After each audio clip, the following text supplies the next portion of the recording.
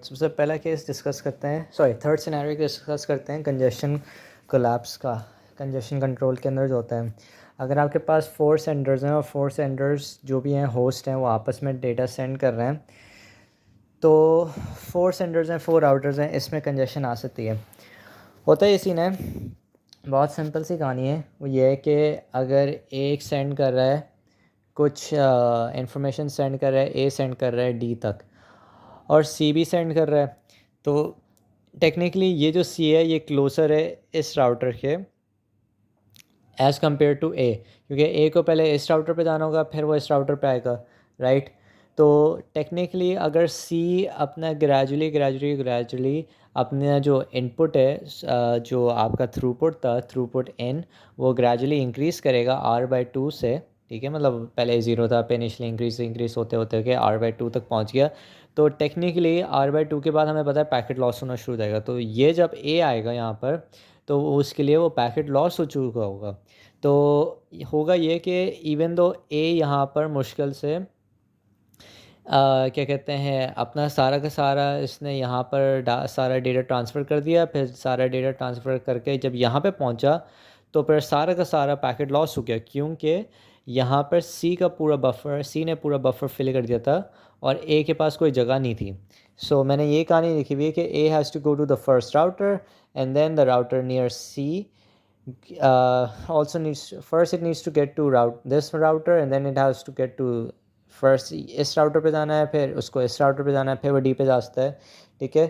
तो सारा data lost हो जाएगा, क्योंकि ए विल हैव टू रीट्रांसमिट, ठीक है। और जब वो रीट्रांसमिट करेगा तो वो यही पूछेगा कि मैं अगर रीट्रांसमिट भी करता हूँ फिर भी वापसी लॉस हो जाएगा डेटा, क्योंकि सी का जब तक डेटा ख़त्म नहीं हो रहा जब तक ए का रीट्रांसमिशन को कोई फ़ायदा नहीं। तो इससे क्या हो रहा है, इससे हमें ये पता चल रहा है कि हमारे पास थ्रूपुट आउट जो है वो ज़ीरो रीच हो रही है, क्योंकि ये जो था ये सिर्फ केस था ए का, लेकिन इसको ऐसे सेटअप किया हुआ है बहुत क्लेवरली कि ये एक दूसरे को ब्लॉक कर रहा है। जैसे सी ने ए को ब्लॉक किया हुआ है, ए ने बी को ब्लॉक किया हुआ है, ऐसे ही पूरा सेटअप हुआ हुआ है। तो होगा ये कि इनिशियली आपके पास थ्रूपुट इंक्रीज़ होगा, फिर एकदम से जाके जैसे r/2 होगा तो थ्रूपुट आपके पास आउटपुट ज़ीरो हो जाएगा। तो अब क्या करें, तो अभी हमने सारे डिस्कस किए कि कंजेशंस हो रहे क्या हो रहे होते हैं और उनके क्या क्या इफ़ेक्ट्स हैं। अब हम डिस्कस करते हैं कि उनको सॉल्व कैसे करते हैं। तो सबसे पहला जो सॉल्व करने का तरीका वो ये है कि आप सबसे पहले जो यूनिवर्सल तरीका है वो ये है कि डिटेक्ट करो कि कंजेशन हो रही है नहीं हो रही, और फिर आप डिक्रीज़ करो अपना throughput in. That is something which we will apply to every single case. अब आपके पास 2 सिनेरियोज़ हैं जिसके अंदर हम कंजेशन कंट्रोल को सॉल्व करते हैं। एक होता है आपके पास एंड टू एंड कंजेशंस के थ्रू और एक होता है network assisted. End to end ये होता है कि एंड टू एंड डिवाइसेस पे होता है कि वो डिटेक्ट करता है कंजेशन हो रही है, अगर हो रही है तो फिर वो इसको कंट्रोल करता है, ठीक है। अब डिटेक्ट कैसे करेगा, बहुत आसान है, हम अभी पढ़ चुके हैं कि लॉस्ट पैकेट्स अगर होंगे तो कंजेशन हो रही होगी। ट्रिपल डुप्लीकेट्स आ रहे हैं, एक्नॉलेजमेंट, ट्रिपल डुप्लीकेट एक्नॉलेज चाहिए, ठीक है। ट्रिपल डुप्लीकेट एक्नॉलेजमेंट्स हैं। मैं एक और चीज़ लिख देता हूँ, ये आपके पास इम्प्लिसिट होता है और ये आपके पास एक्सप्लिसिट होता है, ठीक है। अच्छा,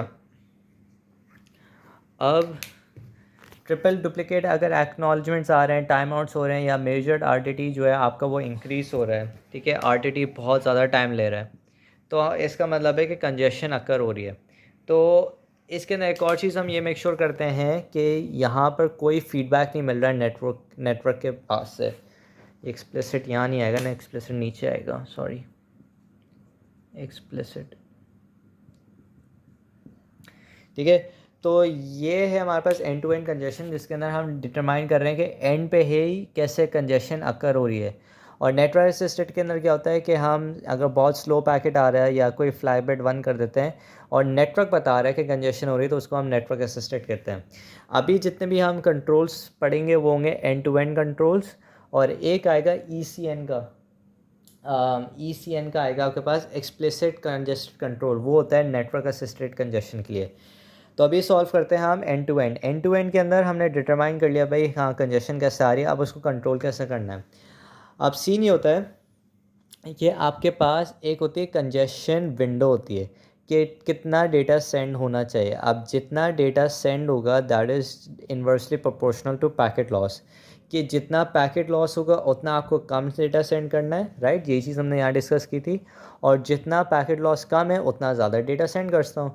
तो उसके लिए हम एक प्रोटोकॉल यूज़ करते हैं AIMD, additive increase multiplicative decrease, कि हमें एडिटिव इंक्रीज़ करना है कि एक एक करके इंक्रीज़ करना है, लेकिन डिक्रीज़ जब करेंगे जब भी पैकेट लॉस होगा तो हम उसको चॉप डाउन कर देंगे हाफ से। तो हम यहाँ पे देख सकते हैं कि इसने क्या किया, ये एक से इंक्रीज़ किया, फिर हमने इसको हाफ़ कर दिया, फिर इसने लाइक स्टेडीली इंक्रीज़ किया, एक एक करके इंक्रीज़ किया, एक एक करके इंक्रीज़ किया, फिर इसने हाफ़ में चॉप कर दिया, फिर इसने इंक्रीज़ किया, फिर चॉप कर दिया, फिर इंक्रीज़ किया, फिर चॉप कर दिया। तो इसको ऐसे समझो कि तुम फास्टेस्ट रेट देख रहे हो कि तुम कितना एक एक करके एक एक स्टेप करके कर सकते हो, कि तुम सबसे हाईएस्ट कितना अचीव कर सकते हो फास्टेस्ट रेट, ठीक है। उसको एडिटिव कर रहे हैं, जैसे ही लॉस होता है तो आप उसको हाफ में चॉप कर देते हो और वो मल्टीप्लिकेटिव डिक्रीज हो जाता है। इसको हम बिहेवियर प्रोबिंग ही कह सकते हैं, प्रोबिंग कहते हैं, बिहेवियर प्रोबिंग। और it is similar to a kids analogy, जिसके अंदर किड्स जो भी बच्चे होते हैं वो ये करते हैं, चाहते हैं कि वो पेरेंट्स के पास जाते हैं, वो they try to push their luck, ठीक है। पहले एक चीज़ पूछते हैं, फिर दूसरी चीज़ पूछते हैं, फिर तीसरी चीज़ पूछते हैं, फिर चौथी चीज़। फिर एक टाइम आता है जब पेरेंट्स को गुस्सा आ जाता है एंड दे लाइक येल के नहीं, तो फिर क्या होता है कि पीछे जो बच्चे होते हैं वो पीछे हट जाते हैं।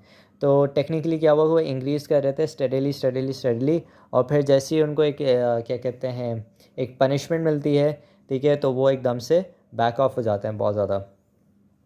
अच्छा, फिर आ जाता है हमारे पास मल्टीप्लिकेटिव डिक्रीज, ये जो चॉपिंग मैकेनिज्म था ये दो तरीके से होता है। एक होता है जो हम अभी पढ़ रहे थे विच वॉज हाफ, और ये जब होता है जब 3 डुप्लीकेट एक्नॉलेजमेंट्स आते हैं उसको वो कहते हैं हम TCP रेनो। और एक मल्टीप्लिकेटिव डिक्रीज होता है कि जिसके अंदर हम हाफ में नहीं, हम डायरेक्टली 1 MSS पे आ जाते हैं, ठीक है। अच्छा हाँ, एक चीज़ मैं यहाँ पे बताना भूल गया, एडिटिव इंक्रीज ये जो 1 स्टेप बोल रहा था, ये 1 मैक्सिमम सेगमेंट साइज है, तो 1 MSS है, ठीक है। अब यहाँ पर क्या है हमारे पास, यहाँ पर हम कह रहे थे कि ये जो क्या होता है TCP टहो, वो होता है कि जैसे ही टाइम आउट होता है, ठीक है। अब यहाँ पे टाइम आउट मैंने लिखा हुआ है, जैसे ही टाइम आउट होगा तो वो हमेशा 1 MSS पे कट डाउन हो जाएगा एकदम से। अच्छा, अब क्या है आपके पास AMD जो है प्रोटोकॉल एसिंक्रोनस एल्गोरिथम है, ठीक है, मतलब स्टेबलाइजर और ऑप्टिमाइजर, तो no question against AIMD।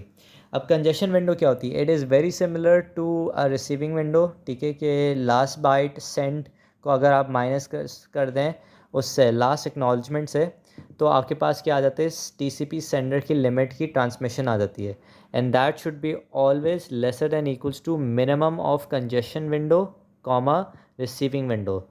Technically यही रिसीविंग विंडो की कैटेगरी है, लेकिन कंजेशन विंडो जो होती है वो हाफ में आ रही होती है, बार बार वो हाफ पे चॉप डाउन हो रही होती है, इसलिए कंजेशन विंडो डिफरेंट है और रिसीविंग विंडो डिफरेंट है। तो अगेन सेंडर लिमिट कितना ट्रांसमिट करना है, वो है last bit byte sent minus last acknowledgement, that should be lesser than equals to minimum of congestion window comma receiving window.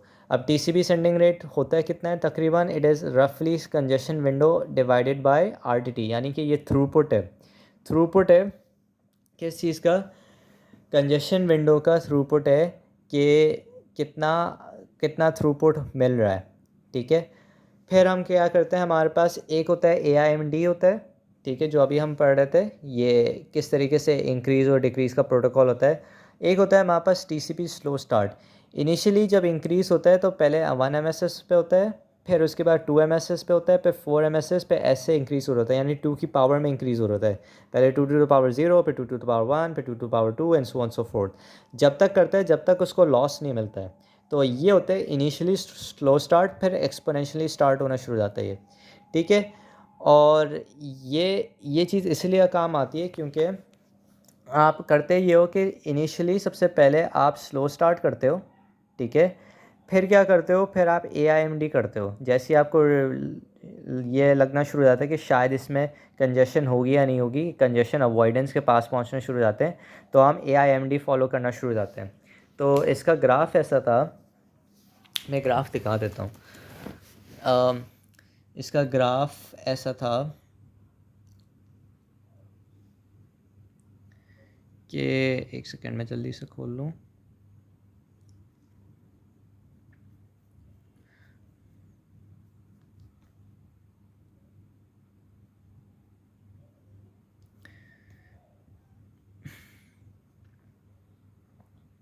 ये रहा यहाँ पर कि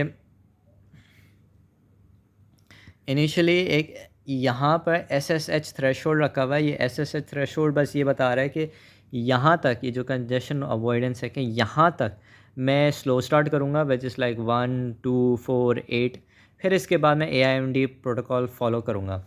ठीक है, अब क्या होता है कि अगर लॉस आता है, जब भी लॉस आएगा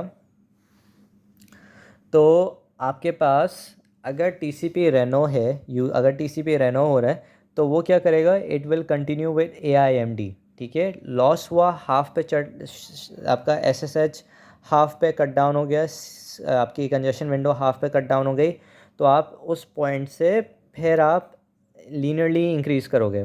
और अगर TCP टहो है तो आप क्या करोगे, 1 पे सेट करोगे। और अब क्या करोगे, आप पहले स्लो स्टार्ट करोगे, फिर आप AIMD यूज़ करोगे।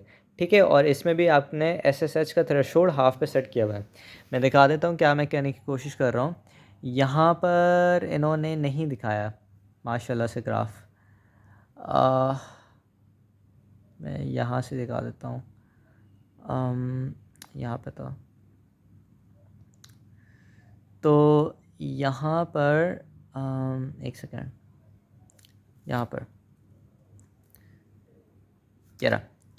ठीक है, तो यहाँ पे देखो, यहाँ पे लॉस आया, TCP रेनो है तो हाफ पे चॉप डाउन हो गया, ये आपका SSH थ्रेशोल्ड सेट हो गया है और यहाँ पे AIMD से इंक्रीज़ हो रहा है। लेकिन अगर TCP टहो होता है तो आप 1 पे जाते हैं और ये क्या होता है, यहाँ पे आप SSH से स्टार्ट करते हैं 1 2 4 8, फिर आप SS थ्रेशोल्ड पर आ जाते हैं, फिर आप इस SS थ्रेशोल्ड पे फिर वापसी लीनियरली इंक्रीज़ करते हैं विद AIMD। ये हो गया हमारे पास ये पूरा प्रोटोकॉल कि हम कैसे सॉल्व कर रहे हैं अपना मसला। अगर इसको थोड़ा सा और ऑप्टिमाइज़ करना है तो instead of like linearly increasing with AIMD हम TCP क्यूबिकली इंक्रीज़ कर सकते हैं। कि हम क्या करते हैं कि हम ये लीनियरली जब इंक्रीज़ कर रहे हैं TCP रेनो से, तो उसके बजाय हमें क्यूबिकली एक क्यूबिकल फंक्शन की तरह इंक्रीज़ करते हैं। इसको कैलकुलेट ऐसे करते हैं कि तुम एक मैक्स से बिल्कुल करीब एक वैल्यू के उठा लेते हो, ये एक हाइपर पैरामीटर है। ठीक है, कि आप खुद सेट कर रहे हो और आप क्या करते हो, आप करंट टाइम को माइनस करते हो इस के से और उसको क्यूब कर देते हो, तो आपके पास ये बहुत अच्छा सा एक क्यूब बन जाता है कि स्टार्टिंग में आप बहुत तेज़ी से इंक्रीज़ कर रहे हो वैल्यूज़, और जैसे ही मैक्स के पास पहुंच रहे हो तो जहाँ पे लॉस आ रहा है वहाँ पे आप थोड़ा सा स्लो डाउन हो जाते हो। ठीक है, तो ये हो गया हमारे पास सारा का सारा AIMD और क्यूबिकल और इनका सबका मैकेनिज़्म। अब हम बात करते हैं कि ये अकर कहाँ पे हो रहा होता है, ये कंजेशन हो कहाँ पर होती है। तो कंजेशन और पैकेट लॉस ज़्यादातर आपके पास हो रही थी बॉटल लाइन लिंक के पास।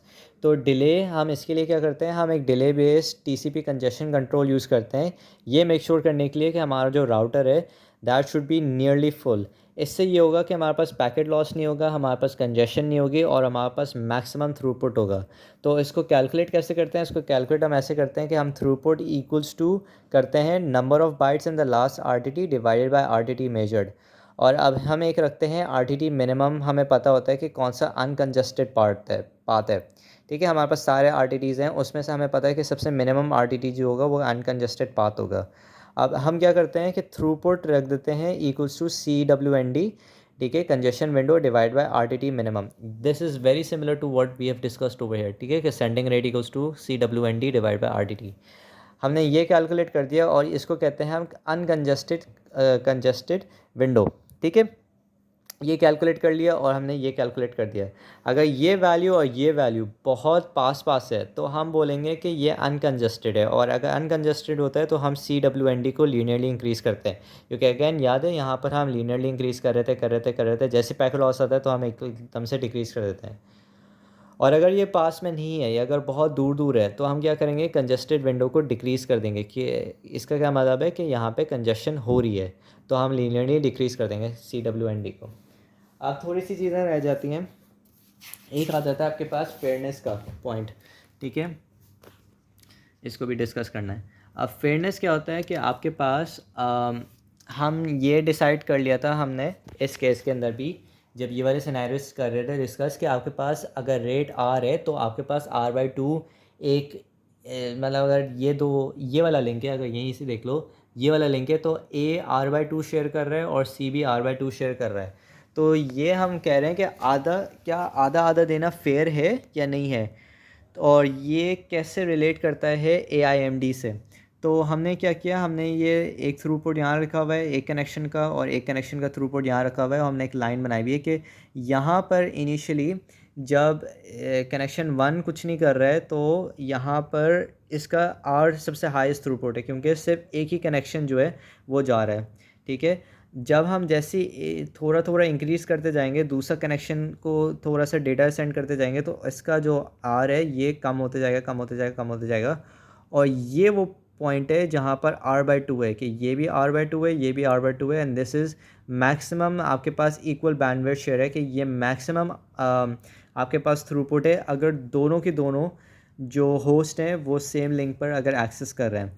तो अब हमें ये मेक श्योर करना है कि लेट्स अज्यूम कि हमारे पास ये एक पॉइंट है जिसके अंदर हमारे पास ये कंजेशन थ्रूपुट है कनेक्शन 1 का, और ये थ्रूपुट है कनेक्शन 2 का। और अगर इस पे हम एडिटिव लगाते हैं और मल्टीप्लिकेटिव डिक्रीज लगाते हैं, तो डज़ इट ऐसा तो नहीं है कि मतलब मैं गलती से दूसरी कनेक्शन का क्या कहते हैं हिस्सा लेना शुरू कर दूं, ठीक है। तो एडिटिव इंक्रीज़ क्या करेगा कि इंक्रीज़ करेगा बाय 1, और मल्टीप्लिकेटिव डिक्रीज़ करेगा थ्रू आउट प्रोपोर्शनली, कि मतलब दोनों को मिलाकर डिक्रीज़ करेगा।